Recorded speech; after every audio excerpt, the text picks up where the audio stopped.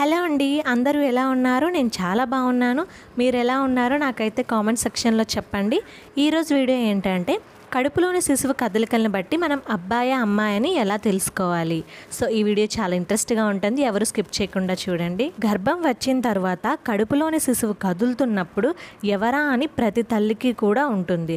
కడుపులోని శిశువు బాబా లేదా పాప అని తెలుసుకోవాలని కూడా వాళ్ళు ఎన్నో రీసెర్చ్లు చేస్తూ ఉంటారు. సో అలాంటి వారి కోసమే ఈ చిన్న వీడియో. గర్భం దాల్చిన తర్వాత 14వ వారం నుంచి మనకి మూమెంట్స్ అయితే స్టార్ట్ అవుతాయి.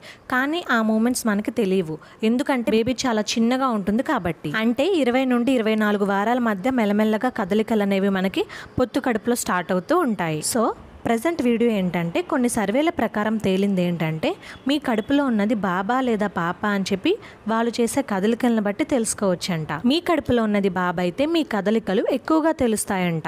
అదే పాప అయితే మీకు కదలికలు అనేవి కొంచెం తక్కువ తెలుస్తాయంట. మీ కడుపులో గనక బేబీ బాయ్ ఉన్నట్లయితే 20, 34 మరియు 37 వారాల్లో కదలికలు అనేవి ఎక్కువగా ఉంటాయని కొన్ని సర్వేస్ చెప్తున్నాయి. దీంతో పాటు మీకు గనక మూమెంట్స్ అనేవి ఎక్కువగా లెఫ్ట్ సైడ్ తెలుస్తూ ఉంటే మీ కడుపులో బేబీ బాయ్ ఉండే అవకాశాలు ఎక్కువగా ఉన్నాయి. మీ కడుపులో బేబీ గర్ల్ ఉన్నట్లయితే మీకు రైట్ సైడ్ మూమెంట్స్ అనేవి ఎక్కువగా తెలుస్తూ ఉంటాయంట.